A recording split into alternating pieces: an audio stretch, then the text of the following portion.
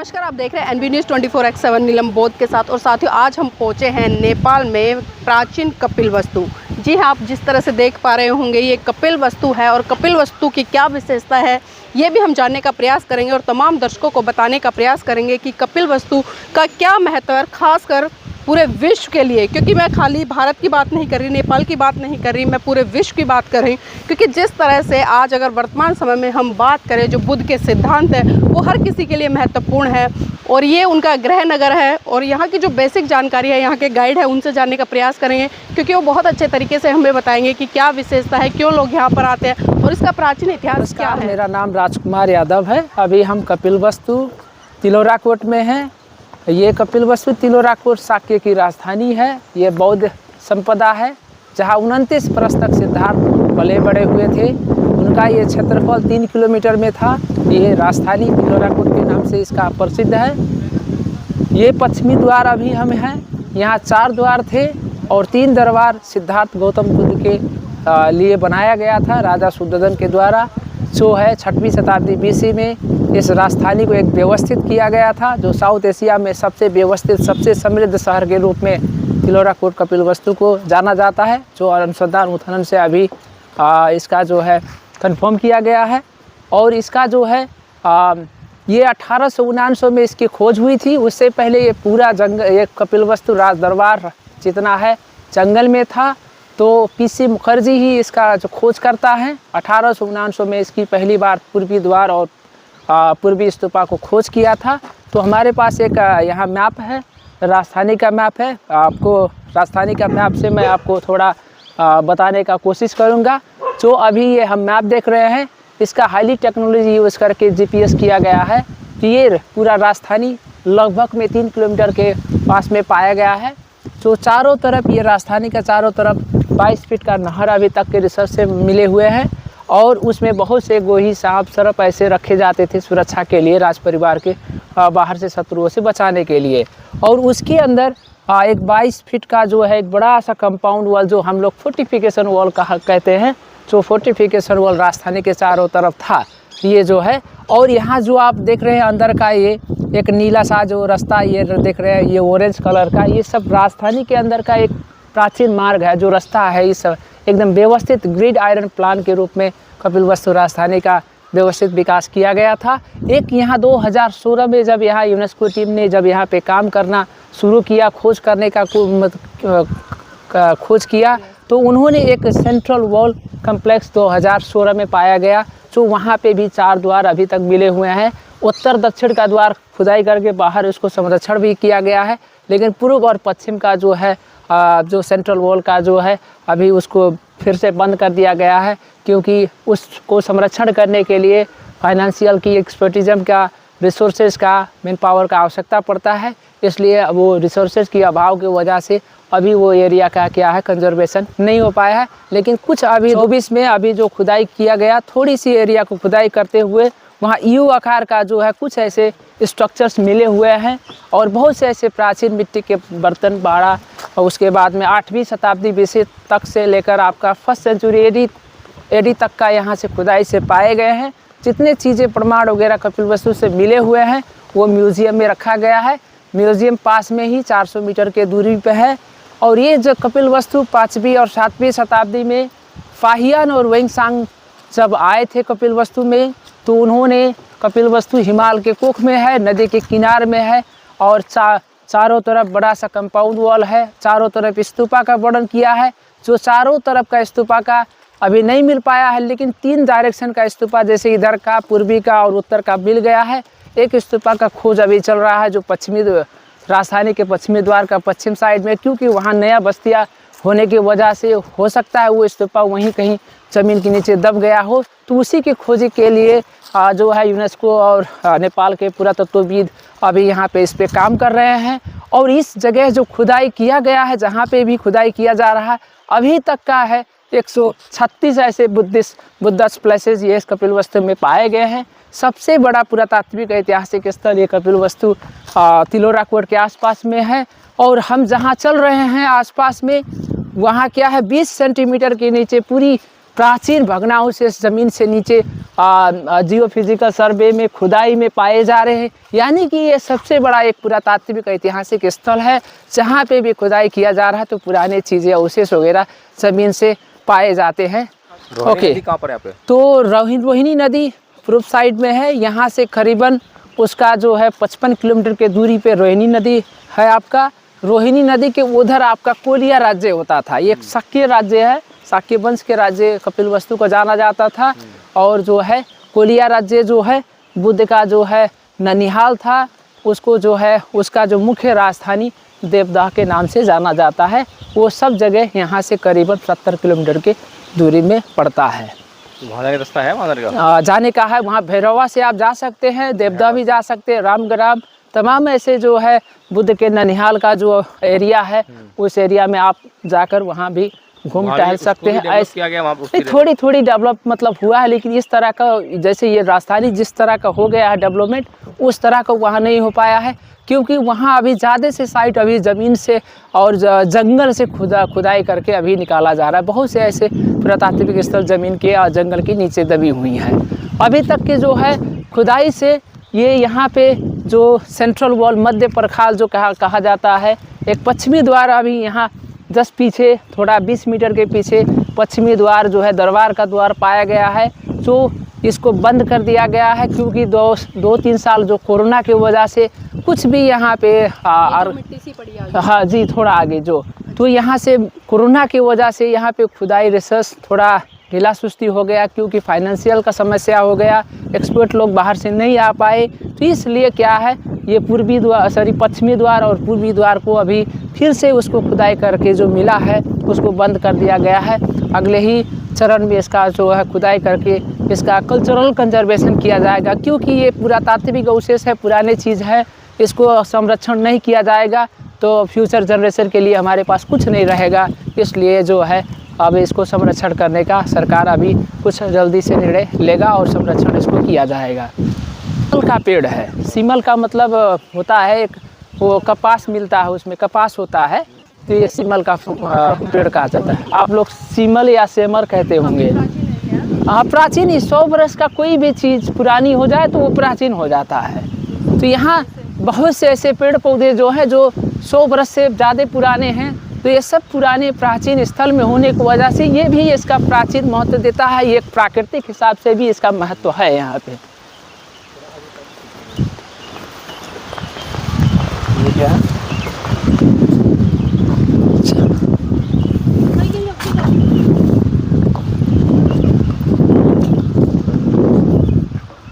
हाय, वहाँ चलते हैं। थोड़ा स्ट्रक्चर के सामने रहेंगे तो बताने में थोड़ा आप लोगों को आसान भी होगा। तो ये अभी जो है 2014, 15, 16 में पहले यहाँ पे रिसर्च किया जाता है, इसका खोज किया जाता है, क्या चीज़ें हैं, कौन सी चीज़ें हैं, किससे महत्व है, ये रिलेटेड है। तो यहाँ से खुदाई जब किया गया तो ये जो है वो एरिया आप लोग देख रहे हैं, एक ही स्ट्रक्चर्स हैं पूरे। तो ये खुदाई से क्या पाया गया कि यहाँ एक प्राचीन जो बिहार आप जानते होंगे, बिहार वगैरह जो बाद में बुद्ध के सारा वंश के परिवार लोगों को जब नरसंहार हो जाने के बाद में राजा अशोक के बाद में जो कुषाण काल के जो लोग हैं, राजा कनिष्क के समय में भी यहाँ पे आए हुए थे, तो उन्होंने यहाँ पे चारों तरफ बिहार का निर्माण किया है। तो ये बिहार के पुराने अवशेष वगैरह है जो 1st सेंचुरी AD में बाद में निर्माण किया गया। तो यहाँ बिहार के आसपास में छोटे छोटे जो है बिजनेस व्यापार करने के लिए जो दीप वगैरह जो बालने के लिए इस्तेमाल करते हैं, उस तरह का चीज़ें जो छोटे छोटे दीप वगैरह जो खुदाई से पाए गए हैं, जो यहाँ पे पूजा करने के लिए बिहार में हो सकता है उनके अनुयायी लोग यहाँ रहते हो, तो उस बुद्ध के प्रतिमा मूर्ति वगैरह रख कर वहाँ अपना श्रद्धा, अपना भाव, भक्ति वगैरह, पूजा वगैरह, ध्यान वगैरह करने के लिए जो आते थे, उनके लिए ही यहाँ पे बनाया गया। और ये छोटे आप जो स्ट्रक्चर्स देख रहे हैं, ये सब प्राचीन जो है 2000 वर्ष के पुराने छोटे छोटे जो कमरा आप रूम्स देख रहे हैं, ये सब मेडिटेशन हॉल है, मेडिटेशन रूम्स हैं, ताकि एक रूम में बैठकर वो पूजा वगैरह, ध्यान वगैरह कर सके। इसलिए आसपास इसके जो ध्यान केंद्र वगैरह भी का निर्माण किया गया था। ये अभी मैं आपको ओरिजिनल फ़ोटो वहाँ से हम ले सकते हैं, जो सर अभी ने पूछा कि ये ऐसे ही है कि मतलब बनाया गया, तो ये जो जब खुदाई यहाँ पे हुआ, खोज हुआ, तो यहाँ पुराने जितने अवशेष हैं ज़मीन के नीचे हैं, उसके ऊपर ये कल्चरल कंजर्वेशन संरक्षण कर दिया गया है, ताकि फ्यूचर जनरेशन के लिए, टूरिज्म डेवलपमेंट के लिए, टूरिज्म प्रमोशन के लिए सब, हाँ, जिस तरह का ये स्ट्रक्चर्स आप देख रहे हैं उसी तरह का है। यहाँ स्ट्रक्चर कुछ टेढ़ी मेढ़ी है।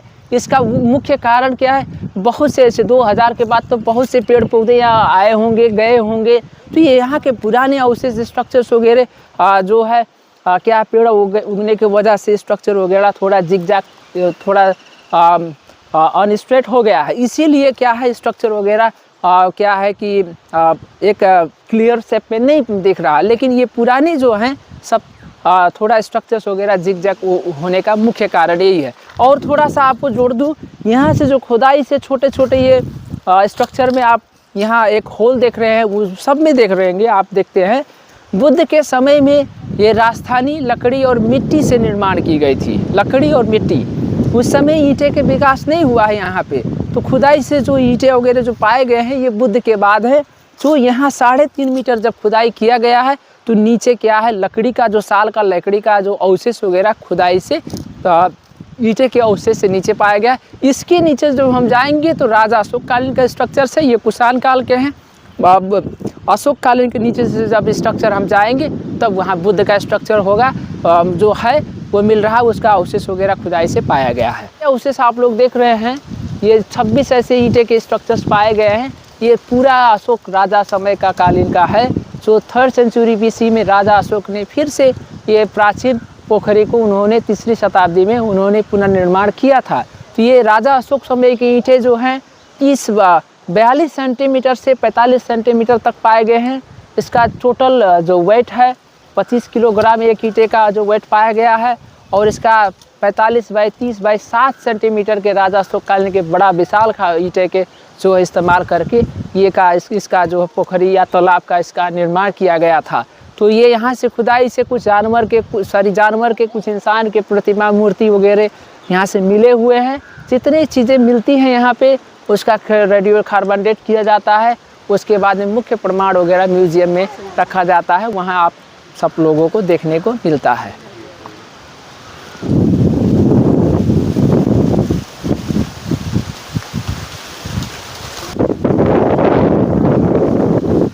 तो ये है जो है सेंट्रल स्ट्रक्चरल कॉम्प्लेक्स, केंद्रीय संरचना परिसर इसको नेपाली में या हिंदी में हम कह सकते हैं। ये आज से पहले 60-65 बरस से पहले रिसो यूनिवर्सिटी जो टोक्यो या जापान से जो है ओसाका और जिराई नाकामुरा का जो है टीम ने यहाँ पे खुदाई किया था। इस खुदाई करने के लिए 10 साल उन्होंने यहाँ पे खुदाई किया, और ये खुदाई में बहुत से ऐसे धम्मचक्र, प्राचीन मिट्टी के बर्तन, भाड़ा वगैरह, और 2200 चांदी के सिक्के और 1250 तांबे के सिक्के और प्राचीन मिट्टी के बर्तन, भाड़ा और इंसान के, जानवर के प्रतिमा, मूर्ति और हड्डी वगैरह यहाँ से खुदाई से प्राप्त हुए थे। जितनी चीज़ें हैं वो सब म्यूजियम में रखी गई हैं। अभी भी आपके सामने इतना बड़ा सा एक प्राचीन मिट्टी का बर्तन यहाँ हम आपके सामने ही देख सकते हैं। जैसे आदमी लोग ज़्यादा आते जाते हैं तो ये ज़मीन से चलते हुए ज़्यादा से ज़्यादा यहाँ मिट्टी वगैरह जो बर्तन वगैरह निकल जाता है। तो ये सब प्राचीन मिट्टी के ये बर्तन वगैरह यहीं से ज़मीन से जो अभी निकल रहा है, ये प्राचीन ही सभी चीज़ है जो ये चीज़ें पाए गए हैं। और यहाँ जो है, और ये जो एक प्राचीन जो मंदिर भी उसको प्राचीन ही जाना जाता है, क्योंकि ये 100 साल से पुराना हो गया तो प्राचीन ही कहा जाता है। तो वो जो है बाद में वो मंदिर का बाद में उसका निर्माण किया गया है, जो है वो उसका स्थानीय लोग या लोकल लोग उसको समय देवी के मंदिर के नाम से जाने जाते हैं। तो ASI ने इसको जो है यहाँ पर सुरक्षित नहीं किया है क्या? ASI यहाँ पे नहीं करता है, archaeological survey of India. ASI जो थे PC मुखर्जी के समय में यहाँ पे नेपाल में काम हुआ था, तो उन्हीं के समय में जो खुदाई वगैरह हुआ है, जो PC मुखर्जी, वो 1879 में पूर्वी द्वार को पहली बार आर्कियोलॉजिकल सर्वे ऑफ इंडिया से PC मुखर्जी जब आए थे, तो उन्होंने खुदाई करने के बाद में उनकी रिसर्च से खोज से आइडेंटिफाइड यही शाक्य राजधानी तिलोराकोट है, जहाँ 29 बरस सिद्धार्थ पले बड़े हुए थे। और वो कपिलवस्तु पूर्वी द्वार को पहली बार उन्होंने जंगल से खोज करके इसको जो है उन्होंने ज़मीन से खोद करके खुदाई करके निकाला गया था। उस पूर्वी द्वार का नाम है महाविनिष्कर्मण द्वार, जो महान त्याग करके उन्होंने ज्ञान के सत्य के खोज में 29 वर्ष की उम्र में घोड़ा और सारथी छन्न को लेकर वहाँ से राज दरबार को त्याग किए थे। तो वो है कपिलवस्तु राज दरबार का पूर्वी द्वार जो है। अभी यहाँ उत्तर दक्षिण के द्वार अभी नहीं पाई गई हैं। उसके थोड़ा बाहर एक बड़ा सा जो एक छोटा सा पहाड़ दिख रहा है, छोटा हिल दिख रहा है, वहाँ कंथक का समाधि पाया गया है। कंथक समाधि के पास में अभी राजा अशोक समय का जो है 130 बाई 150 मीटर का विशाल एक विहार पाया गया, जो कंथक स्तूपा के समाधि के पीछे है। और जो थोड़ा इधर उत्तर में जब जाते हैं तो वहाँ पे भी बुद्ध के माता पिता का समाधि पाया गया है, जो शुद्धोधन महाराज और माया देवी का समाधि है। और ये बाद में राजधानी के चारों तरफ क्या है, बिहार के अवशेष वगैरह खुदाई से अभी पाए जा रहे हैं। जैसे यहाँ एक बिहार पाया गया, इसमें एरिया में पाया गया, इस एरिया में भी पाया गया। यहाँ पे भी अभी कुछ ऐसे खुदाई में जो मिले हैं पुराने प्राचीन बिहार अवशेष पाए जा रहे हैं। यानी कि इसके आसपास जितने भी खुदाई किया जाए तो कुछ ऐसे प्राचीन अवशेष, प्राचीन ऐसे जो है बुद्ध से रिलेटेड जो है जो सांस्कृतिक पुरातात्विक ऐसे ऐतिहासिक स्थल वगैरह कपिलवस्तु से पाए जा रहे हैं। तो ये बहुत बड़ा सांस्कृतिक पुरातात्विक ऐतिहासिक एक जो संपदा है, इसको सरकार ने अभी प्रस्तावित किया है विश्व सूची संपदा में ले जाने के लिए। तो यहाँ जो यूनेस्को और डरहम यूनिवर्सिटी के जो प्रोफेसर रॉबिन कनिंघम हैं, उनके टीम ही यहाँ पे 10 साल से रिसर्च खोज से उसकी उपलब्धियाँ, उसकी जो प्रमाण वगैरह जो पाया गया है, उसी के आधार से इसको आधार बनाकर इसको विश्व सूची संपदा में सरकार ले जाने की कोशिश कर रही है। और कुछ यहाँ पर बस यही है? बस यही है चीज़ें। अब इसके कौन सा ये कुआं ही है? जी, ये प्राचीन एक कुआं है जो कुषाण काल के समय में कुआं का इस्तेमाल मतलब निर्माण किया गया था। इस कुआं से जो है इसका 30 फीट नीचे जब खुदाई किया गया था तो पानी भी होता था, लेकिन तमाम लोग यहाँ दर्शन करने, दर्शन यात्री लोग आते रहते हैं, छोटे छोटे बच्चे लोग आते हैं। तो यहाँ गिरने की संभावना हो सकती है, किसी का डेथ हो सकता है, मृत्यु हो सकता है। तो ये सब एक सांस्कृतिक एक पुरातात्विक स्थल होने की वजह से इसको क्लोज कर दिया गया, कवर कर दिया गया। और यहाँ LDT लिखा है, लुम्बिनी डेवलपमेंट ट्रस्ट 1995 में ये जितने भी सांस्कृतिक पुरातात्विक स्थल हैं यहाँ हमारे कपिलवस्तु में, ये पुराने जब रिसर्च से जो फाइंड आउट होते हैं उस पर 2 लाइन 3 लाइन जितना आवश्यकता पड़ता है उस पर ईंटा, नया ईंटा रख करके उसको संरक्षण कर दिया जाता है, ताकि फ्यूचर जनरेशन के लिए, फ्यूचर आपके क्या है टूरिज़्म डेवलपमेंट के लिए, और क्या है और इम्पोर्टेंट, ताकि पुराने चीज़ें अवशेष को कैसे हम संरक्षण प्रोटेक्ट कर सके, इसके वजह से 2 ईंटें 2 लाइन इसमें नया इस्तेमाल 1995 में किया गया था। जी।